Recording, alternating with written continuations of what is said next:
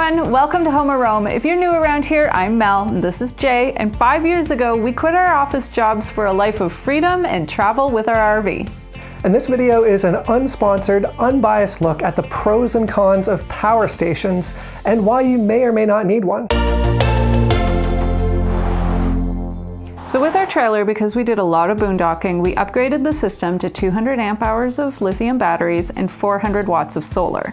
But if the sun didn't come out enough to charge those batteries, we had a generator to back up the power. The generator would charge the batteries really fast, but it would also run our fridge and the microwave, gave us electricity to all of our outlets. It would not, however, work the air conditioner, but we were okay with that.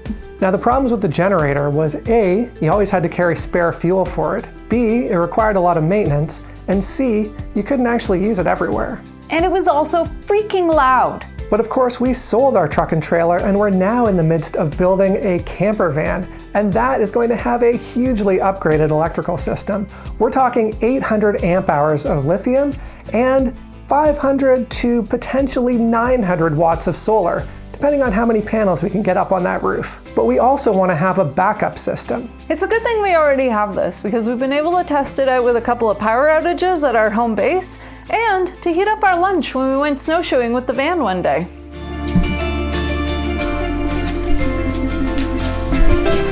So what is a power station? Well, some people call these solar generators, and that's not actually correct. These do not generate any amount of electricity, they just store it. It's basically just a big lithium battery, a charge controller, and an inverter all in one convenient package.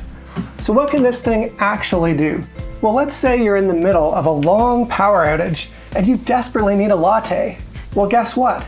We've got you covered. So what do you have to do? Well, you just turn on the power button, plug it in, and use your cappuccino maker the same way that you always would.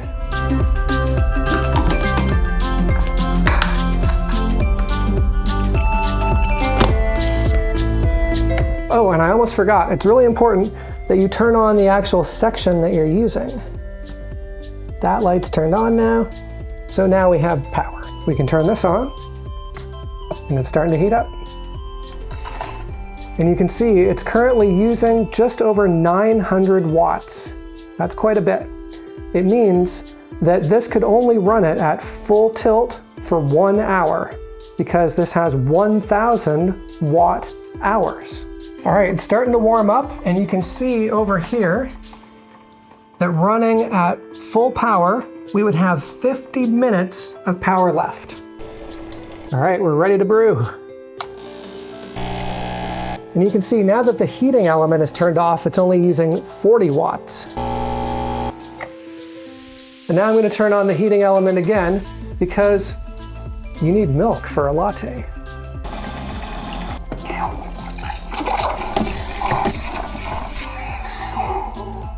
Perfect steamed milk. Add my espresso, and look at that. A fresh latte. And it's only cost us about 8% of our capacity. I would not actually recommend using your precious backup power during a power outage to make a latte, but if you want to, you can. If Jay's having a latte, I want a cup of tea, so let's see how this does with the kettle. So again, power it on. And you can see we're at 91%, right where we left off. I'm gonna plug in the kettle, turn on the power here. Now for efficiency's sake, I've put the kettle to the lowest amount of water, but I am wanting a full boil. So if we wanted to run the kettle boiling for a very, very long time, we've got 42 minutes left. You can see it's drawing 1,426 watts. We're at 90% of our battery capacity. All right, our battery is down to 83% now, and all we've done is make a latte and a cup of tea. And there you have it. Now, a more practical application for the power station would be to run your fridge so your food doesn't go bad. Now this particular unit has 1,000 watt hours of power, which is enough to run your fridge continuously for 24 hours or even longer if you try not to open the door too much. Well, now that we've wasted all this energy making hot drinks, why don't I show you how we recharge this thing? So there are 3 ways to do it. The first one being when the power comes back on, just plug it back in. So we have a cord, we'll plug it into the side here, plug it into the wall, wait a couple of seconds, and it will start charging. And you can see here we've got an input that is climbing up past 400 watts, 500, 600 watts now.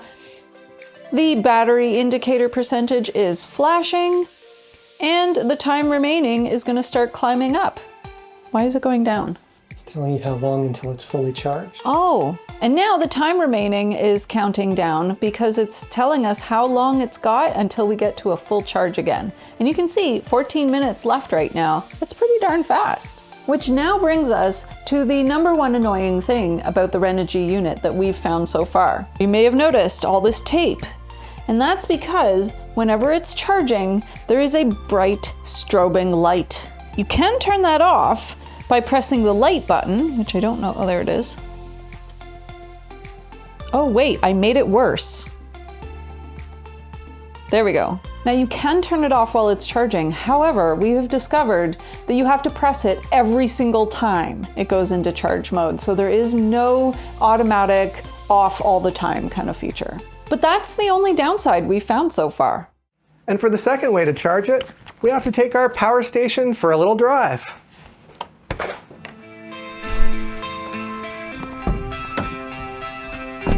So you can actually charge the power station from any vehicle's lighter socket.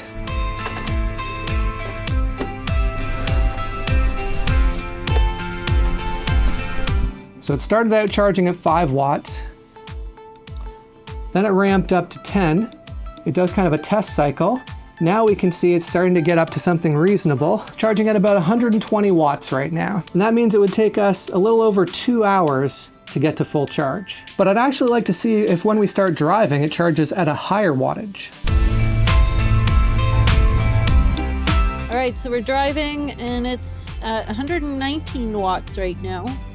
So it seems 120 watts is the maximum it will do while charging from the vehicle. And the third way to charge it is via solar. Now, it's kind of the middle of winter and we don't have a whole lot of sun right now, but we're gonna give it a shot and see what we can actually get.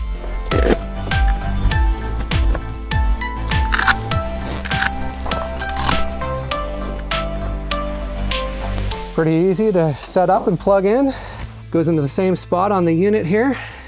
So the sun has just gone behind a cloud. So at this rate, it would take 6 hours for us to get back to 100%. Maybe when this cloud passes, it'll go up a little bit. In the heat of summer with full sun, these panels here should generate 200 watts, which is pretty decent. Oh, wait.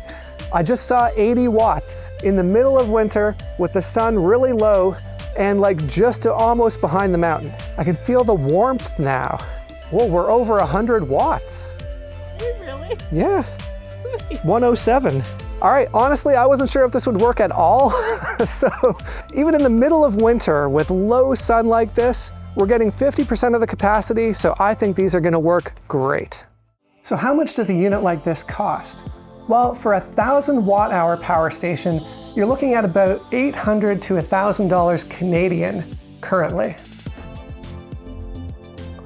So how does that compare to a generator?